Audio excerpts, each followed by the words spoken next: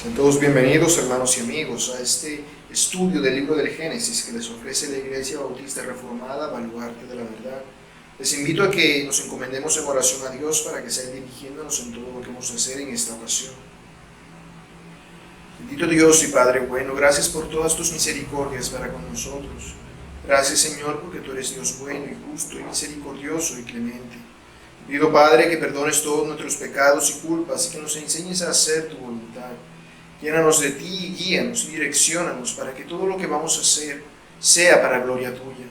Guárdanos de todo lo malo y guíanos en ti, Padre amado, conforme a todas tus misericordias que tú nos has mostrado hasta este día. Gracias, oh Señor, porque tú eres bueno, justo y fiel. Gracias, Señor, porque tú nunca jamás nos dejas ni nos desamparas. Gracias, oh Dios, porque tú nos guardas y nos proteges siempre. Te pido, Padre bueno y eterno, que nos guíes, perdonando todos nuestros pecados, como lo has hecho hasta ahora, Padre, no por nosotros, sino por la obra de Cristo Jesús, tu Hijo, para que así, con un corazón arrepentido y guiados por tu Espíritu Santo, podamos comprender en tu palabra lo que en tu palabra tú tienes para enseñarnos a nosotros. Gracias, amado Padre, gracias por todo. En el nombre de tu Hijo, nuestro Dios y Salvador Jesús, te damos gracias. Amén. Bien, amigos y hermanos que nos están viendo, como ya les dije, estamos en un estudio del libro del Génesis y vamos a seguir estudiando el capítulo 42, en el cual vemos que se nos sigue hablando acerca de los hijos de Jacob, ¿Qué no sabemos acerca de ellos? Bueno, recordemos, Jacob tuvo 12 hijos. 10 de esos hijos, 9 sin contar a Rubén, que aunque no estuvo de acuerdo, tampoco quisiera mucho por evitarlo, trataron de matar a José. Sin embargo, el Señor lo impidió y los movió a través de Judá para que no lo mataran, sino para que lo vendieran, para que vendieran a José como esclavo. Solamente Rubén fue el que no quiso matarlo, y Judá fue el que intervino, el instrumento de Dios para que no lo mataran, sino para que lo vendieran como esclavo. Ellos escucharon a su hermano gritar de desesperación en el pozo en el que lo habían echado. Sin embargo, prefirieron acallar su conciencia y quedarse comiendo tranquilamente como si nada estuviera pasando, mientras su hermano pequeño, a quien supuestamente ellos deberían cuidar y proteger, estaba llorando y lamentándose en el pozo. Sin embargo, el Señor estuvo con José y lo ayudó mientras estuvo en Egipto. Le guardó y le protegió. Lo ayudó en casa de Potifar, en la cárcel, y le hizo que Faraón le nombrase primer ministro de Egipto y lo puso como señor sobre toda su casa. Y José fue primer ministro de Egipto y cumplió la labor para la cual fue puesto, y se encargó de, en los 7 años de abundancia que vinieron sobre la tierra, almacenar el alimento para que hubiese suficiente para los años de escasez que habrían de venir después. Y una vez cuando llegaron los años de escasez, los años de hambruna sobre el mundo, José abrió sus graneros y con ellos vendió trigo a Egipto y a los demás países, a las personas de todas partes. Él fue diligente en todo esto y se encargó de que todas las personas tuviesen un trato equitativo y recibiesen este alimento.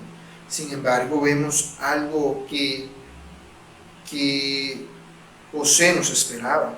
Sus hermanos, aquellos que lo habían vendido como esclavo, habían llegado allí también a comprar alimento.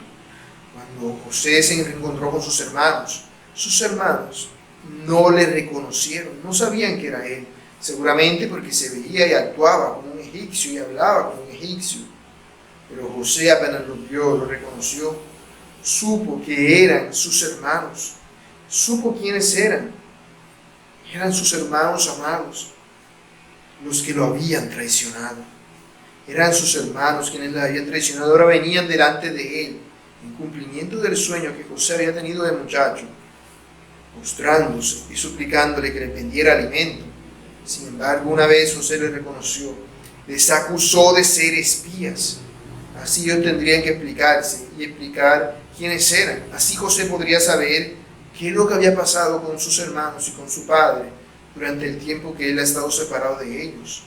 Ellos le cuentan quiénes son, pero José les acusa de ser espías y los manda a poner preso y les dice que si lo que ellos dicen es verdad, que lo demuestren. Lo pone a prueba y les dice: los voy a dejar aquí presos, porque vaya solamente uno de ustedes a casa de su padre y traiga a su hermano, el que falta, el hermano de José, de padre y madre, que era Benjamín. Ellos deberían ir y buscar a Benjamín, deberían buscar al hermano de José. Eso era la condición que José les estaba poniendo. Y los colocó en la cárcel durante 3 días. Eso es precisamente lo que vamos a ver en esta ocasión. Así que les invito a que vayamos a la palabra de Dios. A la palabra de Dios. Y leamos Génesis capítulo 42 y vamos a leer los versículos desde el 17 hasta el 25. Dice así la palabra de Dios. Entonces los puso juntos en la cárcel por 3 días. Y el tercer día les dijo José: haced esto y vivid. Yo temo a Dios. Si sois hombres honrados, quede preso en la casa de vuestra cárcel uno de vuestros hermanos, y vosotros id y llevad el alimento para el hambre de vuestra casa. Pero traeréis a vuestro hermano menor, y serán verificadas vuestras palabras, y no moriréis. Y ellos lo hicieron así. Y decían el uno al otro: verdaderamente hemos pecado contra nuestro hermano, pues vimos la angustia de su alma cuando nos rogaba, y no le escuchamos. Por eso ha venido sobre nosotros esta angustia. Entonces Rubén les respondió diciendo: ¿no os hablé yo y dije, no pequéis contra el joven, y no escuchasteis? He aquí también se nos demanda su sangre. Pero ellos no sabían que los entendía José, porque había intérprete entre ellos. Y se apartó José de ellos y lloró. Después volvió a ellos y les habló. Y tomó de entre ellos a Simeón y lo aprisionó a vista de ellos. Después mandó José que llenaran sus sacos de trigo y devolviesen el dinero de cada uno de ellos, poniéndolo en su saco, y les diese comida para el camino, y así se hizo con ellos. En este pasaje vemos que acontecen 3 cosas. Primero, José pone a sus hermanos en la cárcel para probarles. Luego vemos cómo los hermanos de José sienten el peso de su pecado. Y vemos cómo José llora y deja libre a sus hermanos, excepto a Simeón. Veamos esto un poco más a profundidad. Primero vemos que José pone a sus hermanos en la cárcel. Uno podría pensar, lo que pasa es que José quiere darles una dosis de su propia medicina. Quiere que ellos sufran lo que él sufrió. Porque recordemos que ellos habían puesto a José en un pozo. La cárcel en la cual ellos estaban puestos era una cárcel mucho mejor que un pozo, pero para los hebreos un pozo era una cárcel suficiente. José estuvo en ese pozo muriéndose de hambre, de frío y de sed, y puesto todo tipo de terribles condiciones allí. Ahora sus hermanos durante 3 días estarían en la cárcel egipcia. Y uno podría pensar, lo que pasa es que José quiere darles una dosis de su propia medicina, que ellos sufran lo que él sufrió. Pero recordemos que para José esto fue algo inesperado. Él no estaba allí planeando, bueno, ahora que vengan mis hermanos voy a decir que son unos espías, los voy a poner en la cárcel. No, él no estaba allí planeando eso. Eso fue algo que el Señor obró, algo que se escapaba del control de José. Ahora él se encontró con sus hermanos, los acusó de espías, y recordemos que él les había dicho a ellos que lo iba a tener preso y que luego iba a soltar a uno de ellos para que fuera a casa de su padre y traer a Benjamín y así demostrar que ellos eran quienes decían que eran. Esa era la condición que José les estaba poniendo. Pero al ponerles en la cárcel, José tiene tiempo para pensar y reflexionar qué es lo que va a hacer con ellos. Pero también le da tiempo a ellos para que piensen y reflexionen sobre por qué les está pasando esto. ¿Por qué les está pasando esto? Cuando pasan los 3 días, José va y habla con ellos. Y vemos que hace un cambio en la prueba que les había puesto. Antes José les había dicho, ustedes se van a quedar aquí presos y va a ir uno de ustedes a casa de su padre a buscar a su hermano. Pero ahora José les dice, no, ahora uno de ustedes se va a quedar aquí preso y todos los demás van a ser libres de regresar a casa de su padre y buscar a su hermano. Vemos entonces que no es que José quisiera vengarse de ellos, porque si fuese así, no hubiese cambiado el plan. Al cambiarlo de esta manera, José tiene un propósito y una razón. Primero, es que era muy peligroso para sus hermanos viajar ellos solos, si era uno solo, porque como ya habíamos dicho, en esa época había gran hambre en la tierra. José básicamente era quien controlaba el alimento del mundo. Si uno solo de sus hermanos iba con todo ese alimento para toda la familia de José, es decir, para la familia de todos los hermanos de José, que eran bastante numerosos, era muy fácil atracarlos, era muy fácil quitarles ese alimento y hasta matar al hermano que fuera.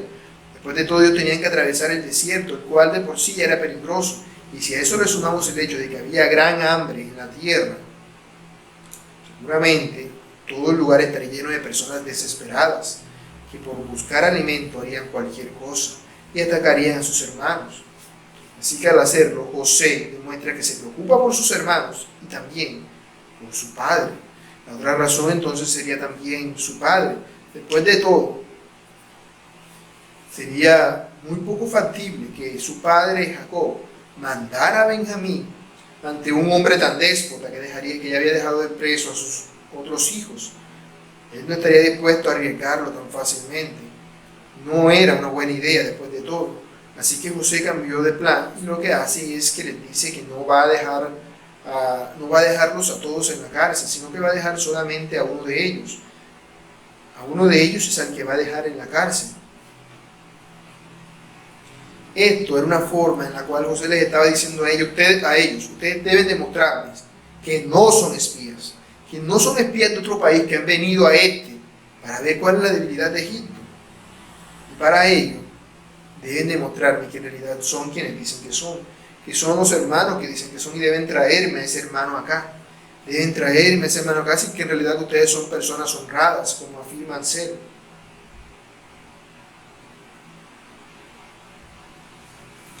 Y los hermanos estuvieron de acuerdo, es decir, ellos accedieron a esto. Pero esto lo hicieron a regañadientes, porque sabían que su padre nunca querría separarse de Benjamín.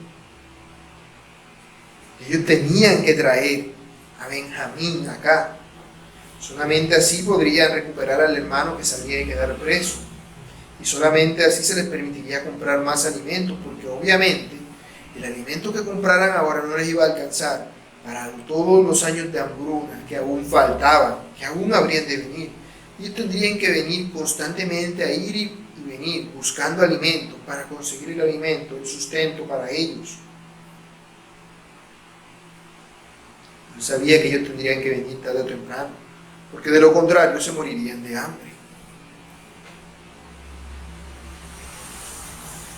Así José, con estas condiciones, estaba viendo quién de sus hermanos sería el que se quedaría. Si quizás alguno de ellos ofrecería, no, yo me ofrezco, déjenme a mí, que los demás vayan a buscar a Benjamín. Además, si volverían para recuperar al hermano preso o se olvidarían de ese hermano así como hicieron con él. Y si es que Jacob estaría dispuesto a confiar a su hermano, a ellos, a Benjamín, a estos hermanos que antes lo habían vendido a él como esclavo. Aquí vemos entonces cómo a los hermanos de José se les remuerde la conciencia por lo que hicieron. Ellos sienten la angustia de su alma. Cuando ellos vendieron a José como esclavo, antes de eso, ellos lo tenían en un pozo con la intención de dejarlo allí para que se muriera de hambre, para que se muriera lentamente. Ellos tranquilamente se sentaron a comer mientras su hermano gritaba desesperado en el pozo, mientras José gritaba totalmente angustiado y desesperado en aquel pozo. Ellos se sentaron a comer, endurecieron su corazón. Ahora, el hermano de ellos, que había querido salvar a José, Rubén, le recuerda que eso que habían hecho, Dios se los estaba trayendo a memoria. Dios les estaba dando la justa retribución por aquel pecado tan atroz que ellos habían cometido. Después de todo, cuando ellos cometieron ese pecado, no tenían la edad que tenían ahora, habían pasado muchísimos años. Ahora muchos de ellos, la gran mayoría, si no es que todos, ya tendrían sus propios hijos, su propia familia, como ya vimos en el caso de Judá, que para este entonces, ya recordemos lo que había pasado con Judá.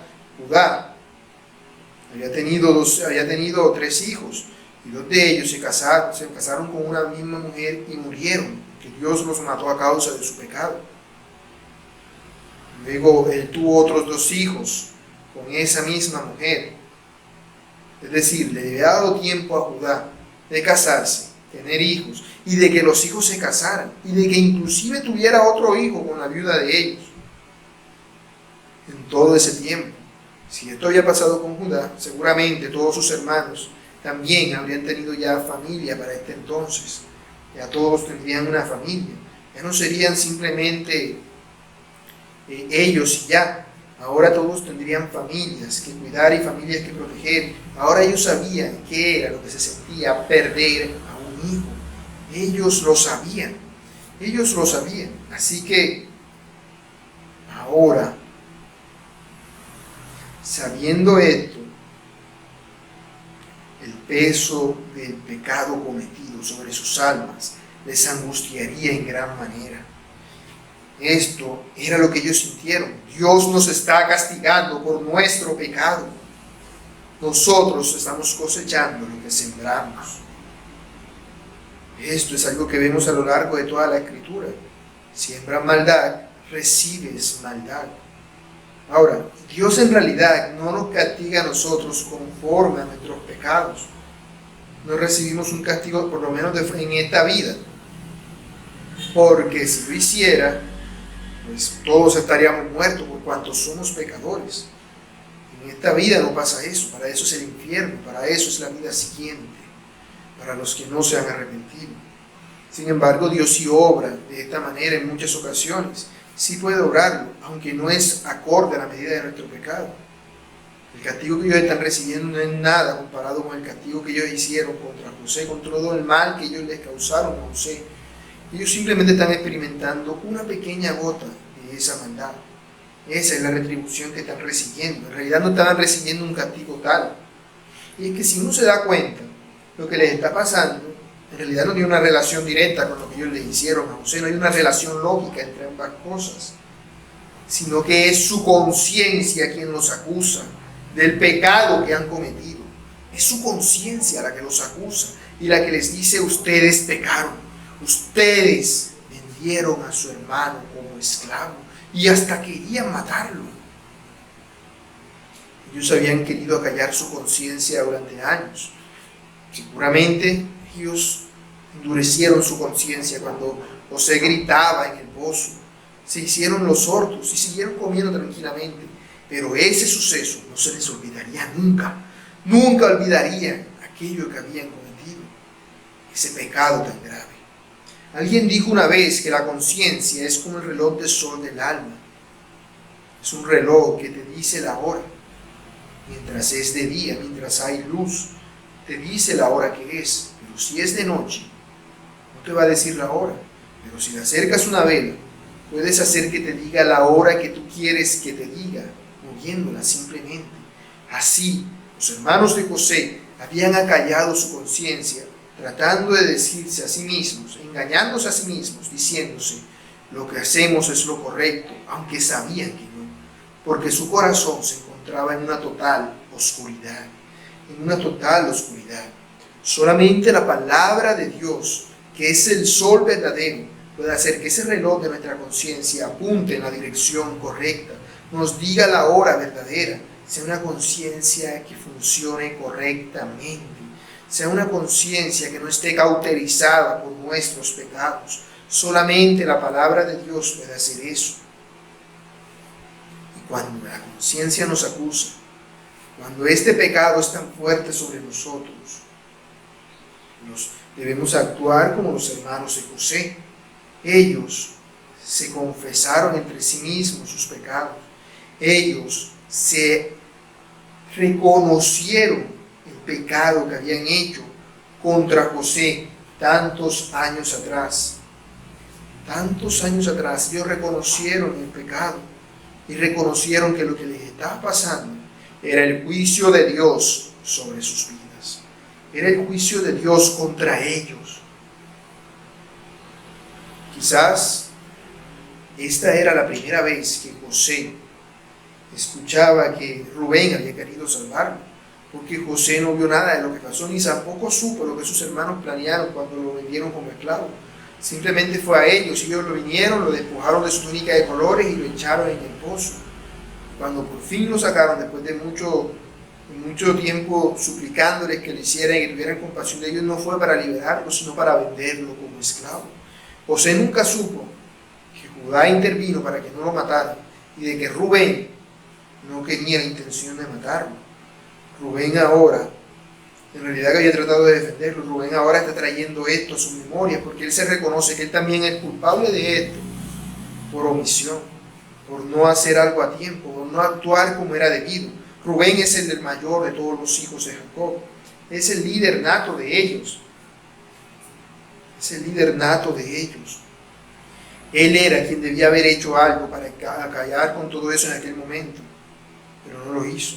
Él planeaba hacer algo a escondidas, pero él era el líder, él podía liberarlo fácilmente y guiar a sus hermanos para que no hicieran eso, pero no lo había hecho. Él había preferido no actuar y a causa de eso había pasado todo esto. Así que él también era culpable por aquel pecado cometido. Ahora los hermanos creían que la sangre de José, de quien ellos daban por muerto para este entonces, estaba pidiendo venganza contra ellos, así como la de Abel pedía venganza por el crimen cometido por su hermano Caín. Así, ellos sintiéndose Caín, sienten el peso de su pecado, y se recriminan el uno al otro esto que habían hecho y confiesan ese pecado abiertamente. Lo hacen entre ellos porque ellos hablaban hebreo. Se suponía que allí el único que podía entenderlos era el intérprete de José, porque José tenía un intérprete, porque José les hablaba en egipcio, de manera que ellos no sabían que José les entendía lo que ellos estaban diciendo. Ellos no sabían que José les estaba entendiendo todo lo que ellos estaban diciendo entre ellos. Pues esto era parte del plan de José, para que sus hermanos no le descubrieran y supieran quién era él. No supieran quién era él, pero José, al hacer esto, estaba escuchando todo lo que ellos habían hecho, cómo habían actuado y cómo ese hecho les remordía la conciencia hasta lo más profundo de su ser, cómo ahora sentían que Dios les estaba castigando por aquel crimen tan atroz que habían cometido. Al escuchar a sus hermanos decir todo esto, José lloró. Fue embargado de una emoción, de una tristeza, al ver que sus hermanos actuaban de esta manera, así que tuvo que apartarse de ellos e ir a llorar al ver cómo sus hermanos se sienten a causa de lo que habían actuado. De manera que Dios estaba obrando en ellos como ellos pensaban. Dios les estaba trayendo a memoria todo esto para producir en ellos un genuino arrepentimiento por aquel pecado tan terrible que habían cometido. Y es que no era un asunto sencillo. No es que los hermanos de José podían acercarse a José y decirle: lo sentimos, José, ya no lo volveremos a hacer. No, el crimen que habían cometido era algo terrible y habían vendido a José, su hermano a quien debían proteger, como esclavo. Dios estaba guiando estos acontecimientos precisamente para restablecer la relación de José con ellos, para que todos ellos volvieran a tratarse como hermanos una vez más. Y José ama a sus hermanos. Por eso es que a él le duele lo que ellos están diciendo. Por eso es que él se retira a llorar. Pero él no le da lugar a la amargura y al odio en su corazón. Él todavía ama a sus hermanos y quiere estar en paz con ellos. Así que decide seguir con todo esto hasta que ellos culminen su proceso de arrepentimiento, hasta que ellos en realidad se hayan arrepentido de ese pecado que han cometido. Ciertamente el hecho de que ellos actuaran de esta forma ya le demostraba a José de que sus hermanos no eran ahora quienes habían sido antes, de que eran personas que habían experimentado pruebas a lo largo de su vida, que a lo largo de todo el tiempo que ellos estuvieron separados, cada uno de ellos había tenido que sufrir por momentos de dolor y de tristeza, y que durante todo ese tiempo nunca olvidaron lo que hicieron contra José. De hecho, el hecho de que lo estén trayendo hasta aquí, en este momento, básicamente es que están expresando lo que han sentido en su corazón durante mucho tiempo. Es decir, cada vez que les pasaba algo malo, ellos decían, esto fue por lo que le hice a mi hermano José. Esto fue por lo que le hice a mi hermano José. Seguramente eso pensó Judá cuando sus hijos murieron. Esto fue por lo que le hice a mi hermano José. Por eso mis hijos han muerto. Seguramente no se nos dice qué pasó con sus hermanos en todo ese tiempo, pero seguramente ellos también, cada vez que les pasaba algo malo, sentían que era por lo que le habían hecho a José. Ahora estaban aquí, sacándose los trapitos sucios, entre ellos, diciéndose este pecado, confesando el pecado que todos sabían en su corazón, que todos sentían en su corazón. Estaban confesándose ese pecado y estaban experimentando el peso de él, el peso del pecado. Cuando José terminó de llorar por lo que había escuchado de sus hermanos, regresó y tomó de entre ellos a Simeón y lo aprisionó a vista de ellos. Se suponía que lo que se esperaba era que ellos escogieran a uno de sus hermanos para que se quedara preso y el resto fueran liberados. Pero como no lo hicieron, en lugar de eso empezaron a comportarse así y a confesar su pecado abiertamente, José actúa y escoge a uno de ellos, escoge a Simeón. Ahora, la Biblia no nos dice por qué José escogió a Simeón entre todos sus hermanos. No lo sabemos. Y se ha dicho muchas cosas al respecto, pero no podríamos llegar a una conclusión verídica acerca de ello. Se ha dicho que quizás era por el hecho de que José se había sentido menospreciado por sus hermanos, por eso escogió a Simeón. Recordemos que el nombre de Simeón significa apoyó, por cuanto su madre Lea se sentía menospreciada, se sentía no amada por su esposo Jacob. Por eso ella le colocó a su hijo oyó, Dios me oyó, que yo era menospreciada. Entonces José, sintiéndose menospreciado, escogió a su hermano. ¿Qué significaba esto? Simeón. Esa es una de las supuestas explicaciones que dan. Quizás recordemos que Simeón fue uno de los hermanos que lideró el ataque a Siquem, aquella ciudad que fue atacada, en la cual fueron masacradas todas aquellas personas por los hijos de Jacob. Simeón y Leví fueron los que liberaron ese ataque. Ellos fueron los líderes de ese ataque, los que masacraron a toda aquella ciudad por el crimen de un hombre. Y después se robaron todo lo que allí estaba, y se trajeron a todas las mujeres que allá habían. De manera que los hijos de Jacob eran personas bastante iracundas, por lo menos en su juventud lo habrían sido. Y Simeón era básicamente el cabecilla de esa ira, iracundo. Sabiendo José ahora que Rubén en realidad no tenía la intención de matarlo ni de venderlo como esclavo, sino más bien que fue algo de omisión, ¿sobre qué hermano requería más la culpa? Sobre el segundo hijo de Jacob, quien sería el líder natural, que sería Simeón. Y sabiendo José que Simeón era una persona extremadamente violenta y vengativa, porque eso es lo que era, una persona violenta y vengativa, por lo menos lo que había sido, lo que José sabía, era el más indicado. Aunque esto, claro, diría que José lo haría con el propósito entonces de vengarse de él. No vemos esa clara intención en José, aunque sí podría tener algo que ver el hecho de escoger a Simeón con ser el hijo mayor después de Rubén.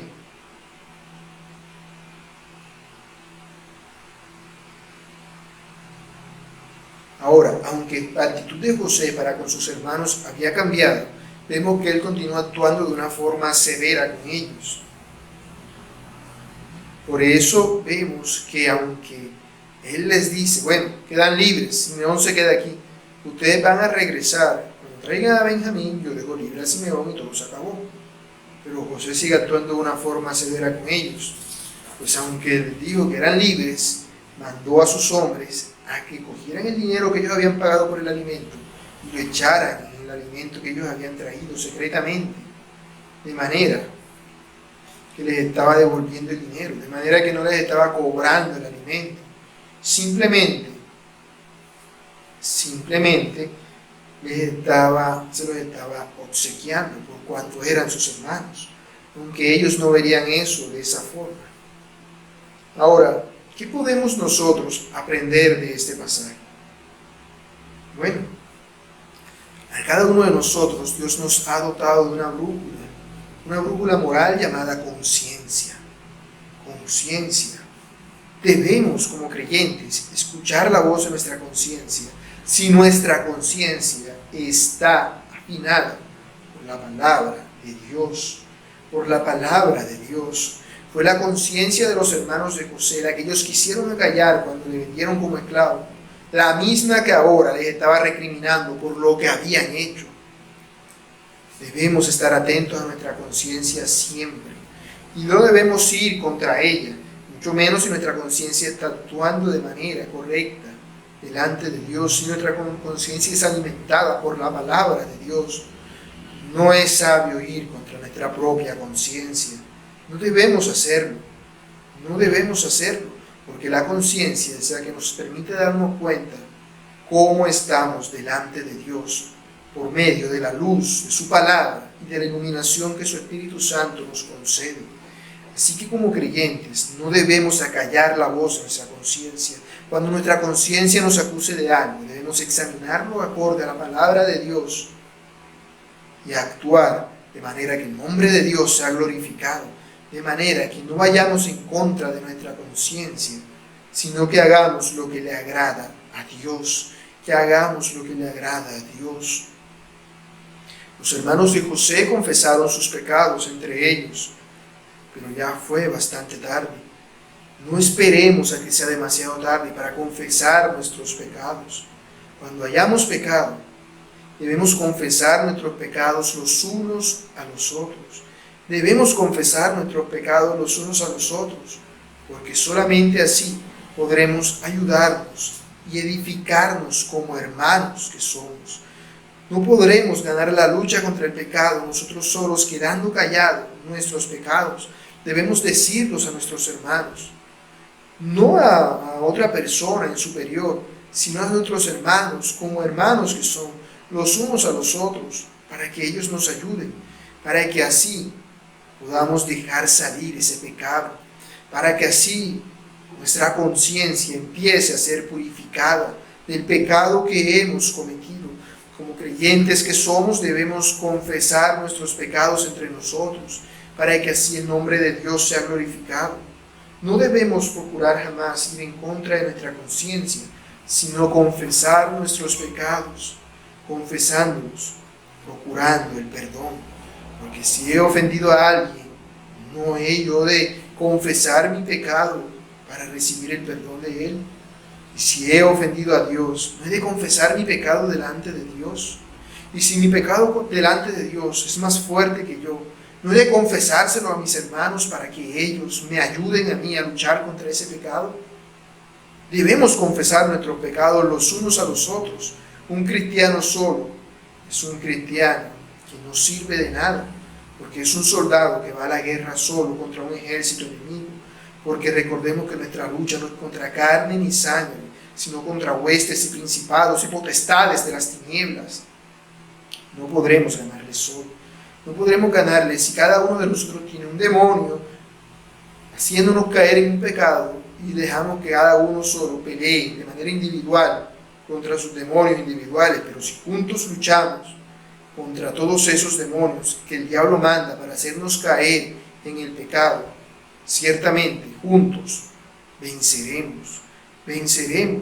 Durante muchos años los hermanos de José tuvieron que luchar contra el pecado de haber vendido a su hermano. No lo confesaron, y ese pecado nunca se les borró, sino que siguió allí, hasta que lo confesaron entre ellos, hasta que admitieron el crimen que habían cometido.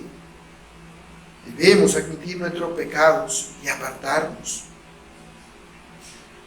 Así los hermanos de José se fueron creyendo en la palabra de José de que liberaría a Simeón cuando trajeran a Benjamín de regreso. Pero, ¿por qué creer en este hombre? Bueno, les había dicho antes, yo temo a Dios. Nosotros como creyentes no debemos creer a cualquier persona.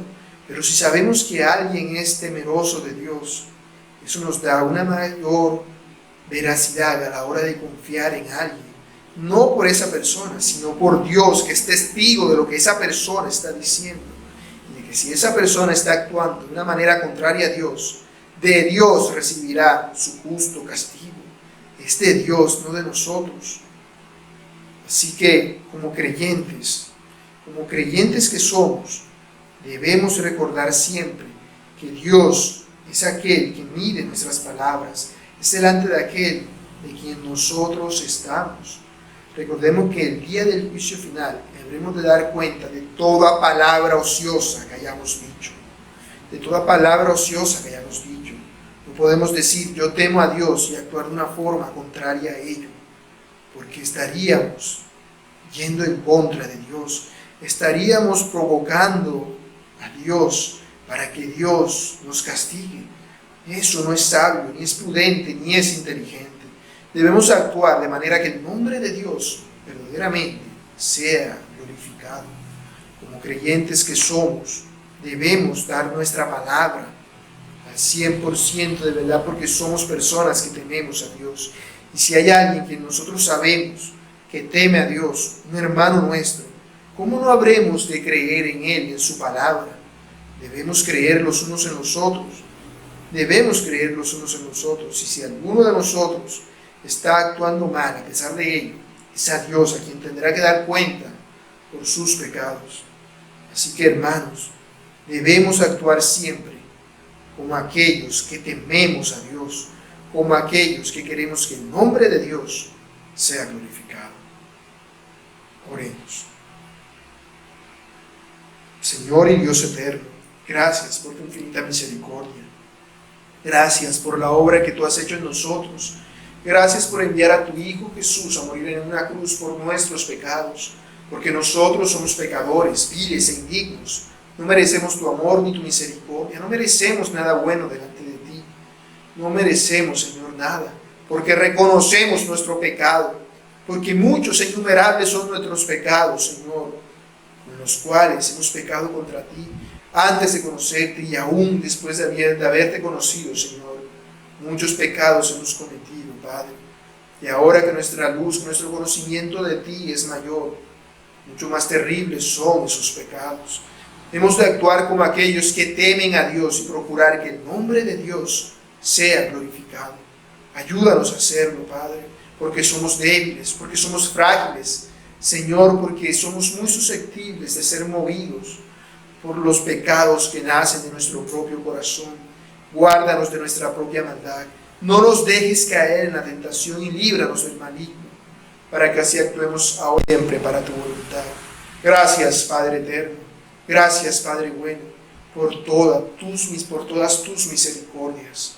Gracias, Señor, por todo. A ti, Padre bueno y eterno, sea toda la gloria y la honra. A ti sea, Señor, ahora y siempre, por los siglos de los siglos. Amén. Muy bien, hermanos y amigos, eso ha sido todo por esta ocasión. Nos vemos la próxima. Que el Señor les bendiga.